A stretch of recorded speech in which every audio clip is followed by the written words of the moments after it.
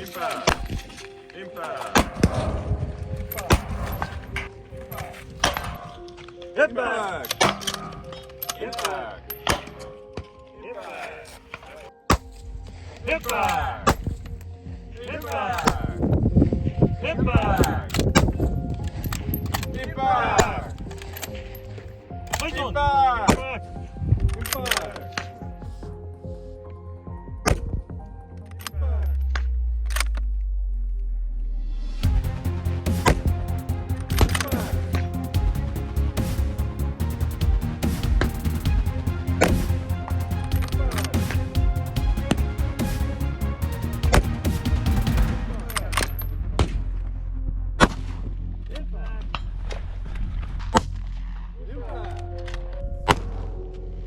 Hip back! Hip back! Hip back! Hip back! Hip back! Maar dat is het dan. Ja. Kun je het echt af? Hip back! Hip back! Hip back!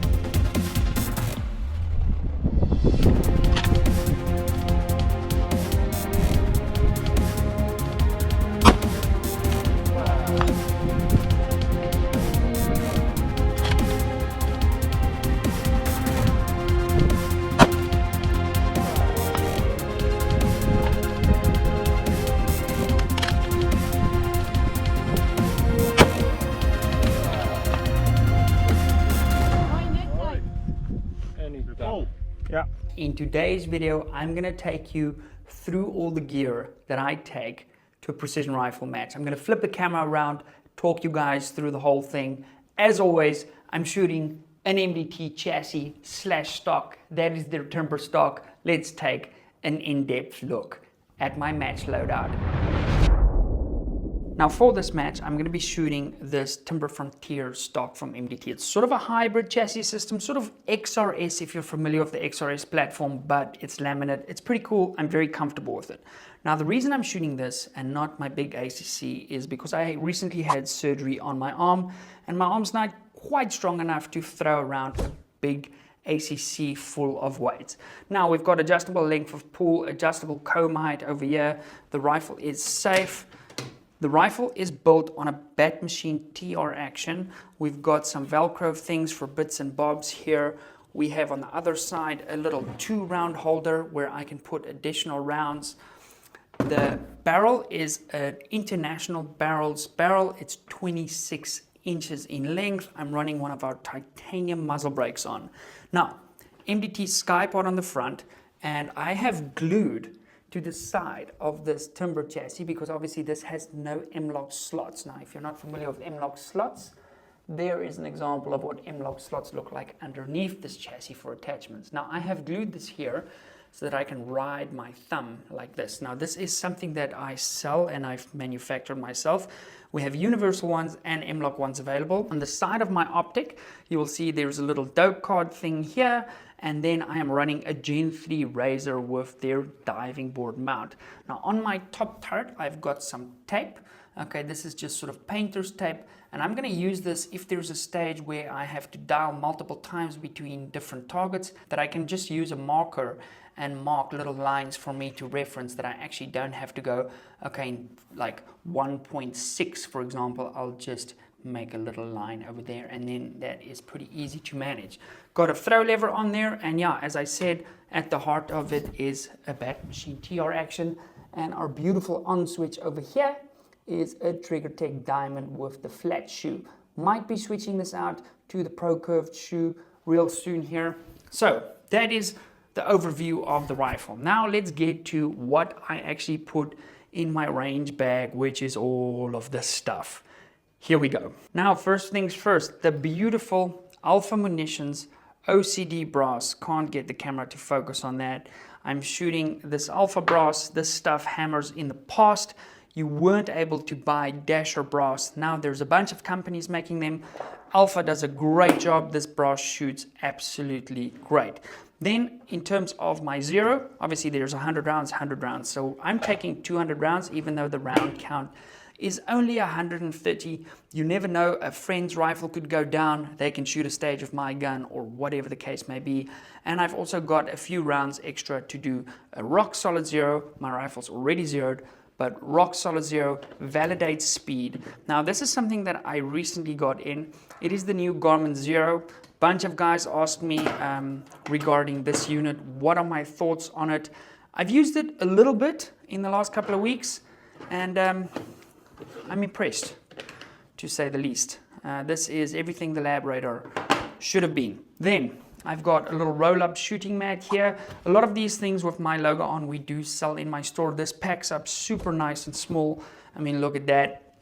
Waterproof, so when we're zeroing tomorrow morning bright and early, I'm not lying in the wet grass and I'm not wet for the rest of the day. Then sort of spotting wise, I've got my UHD 12x50s over here in my Bino pack, and I have a little Viper 3000 rangefinder that I'm going to use at tomorrow's match. So that is all there. Kestrel, I tend to run the Applied Ballistics Kestrels. Let me get this guy out. This is the Elite Ballistics version. Wonderful tool, obviously just gives you wind at shooter's location, and it's not the be all and end all, but that's a hell of a starting point when we're engaging targets this far. Then we have two magazines. Now I have Cerakoted the bottom of my magazine so that I know these two magazines go with this rifle, and I've got these in these sort of soft Coltac mag pouches. Now these are great if you're getting in and out of your car, because in the past I've gotten in and out of my car with like Kydex hard mag pouches and actually scratched my seats a little bit. So mags are over there. EarPro is over here. Again, I've just got a little wrap on it, and a lot of guys have asked, Pete, where did you get these? Super cool Peltor covers. Well, we made them. So we just Cerakoted ours and I chucked my name on it. This little red thing here is to help support my strong hand when I'm shooting, so that just gives me a little bit of support.